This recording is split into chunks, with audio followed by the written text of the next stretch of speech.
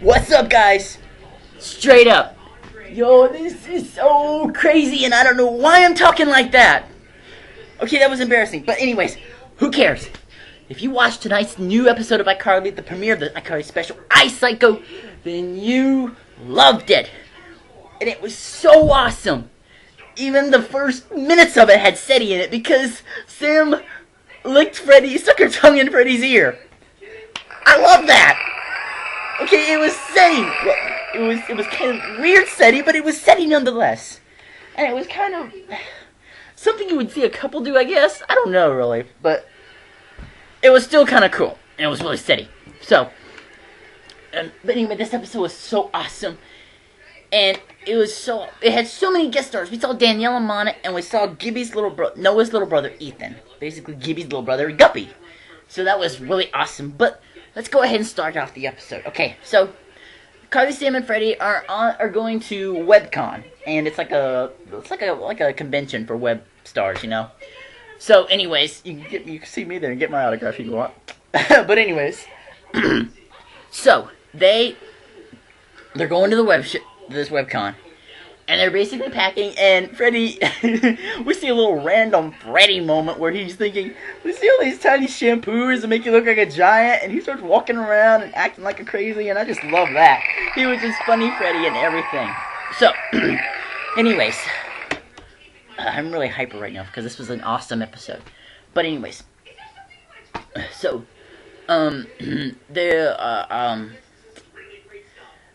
something happens, or Freddy's making a list about everything, to take everything with him, and Carly's like, you're your mother, and Freddy's like, don't be vicious. Because that's an insult right there. That's like the worst insult Carly can dish out. Seriously. God, that's horrible. Miss Benson's funny, but having her son be like her, that's just crazy. Oh, and by the way, if you can see all the lights up there, they're kind of like Hollywood lights. Yeah, I don't know if you can see them. But anyways,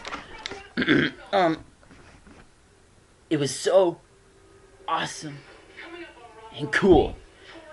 Okay, now, what happens is they go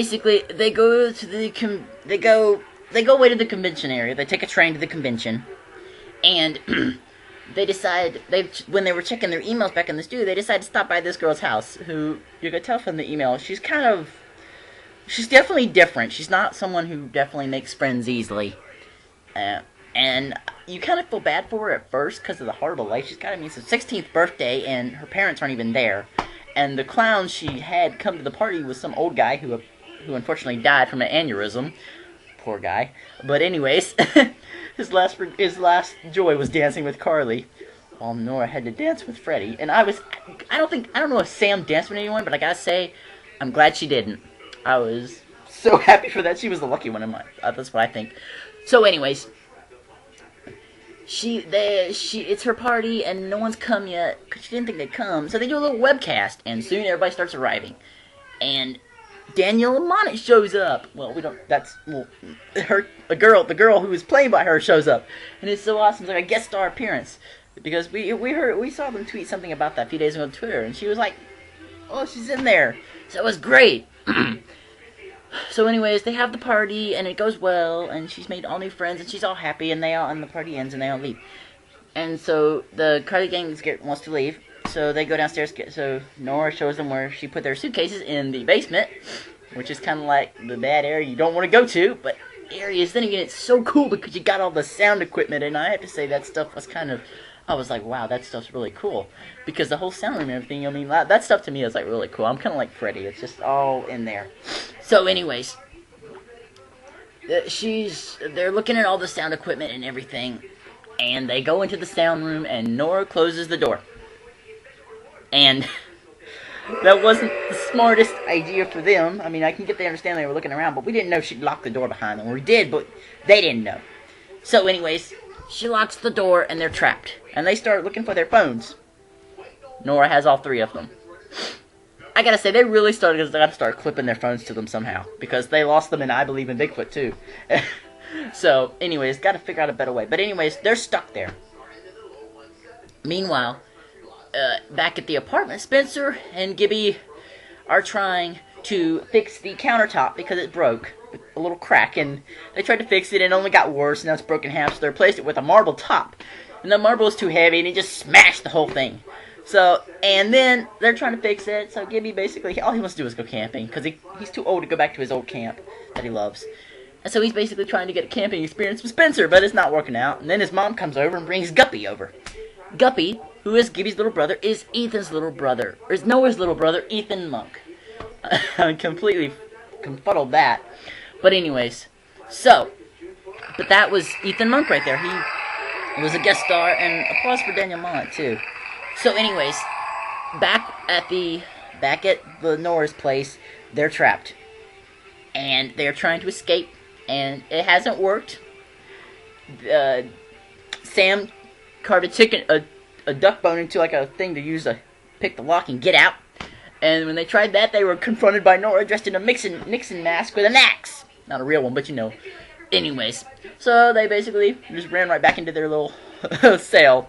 Anyways, and then basically they tried other ways of getting out, and they didn't work.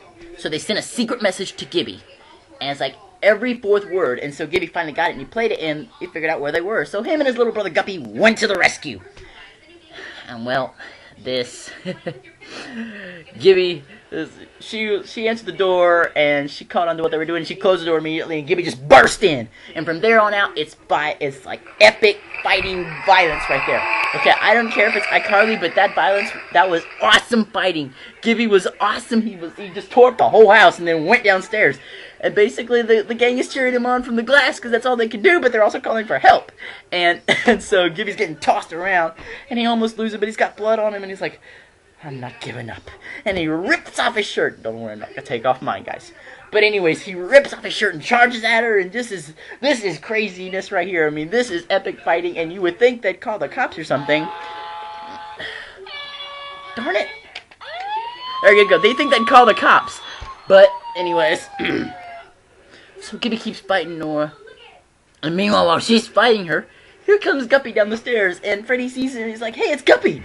And so they're trying to get his attention, and Guppy goes over to the little keyboard, and he picks up the key, and sees it, and he just goes over, and unlocks the door, and they're out, and they tackle Nora and Gibby, and pull them apart, and Sam does her little sleeper hole move on Nora, and puts her to sleep. So in the end, Sam did it, but all the applause goes to Gibby, because he put up such an epic fight, and Sam finished it off. But thank God for Gibby. He's an awesome hero, and this is the reason he should be part of Season 4, and hopefully he will be, because he definitely should be. I mean, he's the awesomest side character ever. But anyways, hopefully to become a main character. But anyways, it was so awesome. So, the episode was, I can't give enough applause to it. Oh, and I also want to tell you that iPsycho made it into the worldwide TTs on Twitter. That was so awesome. And that was really great. And Dan and Nathan and Miranda and Jeanette and Noah, you guys all did great. The episode, I loved it completely. It was so awesome. It was really great, and that's all I got to say to it. But I'm almost out of time here, so I also want to say one thing. Yesterday, I learned on Twitter that one of a fellow SETI fan, her Twitter name was SETIXK, she passed away. Because last weekend she got hit by somebody who ran a red light when she was crossing the street.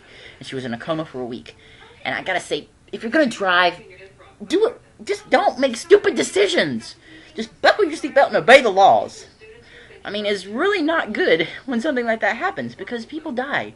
Okay, I've known she's the second person now I've known on Twitter that's died.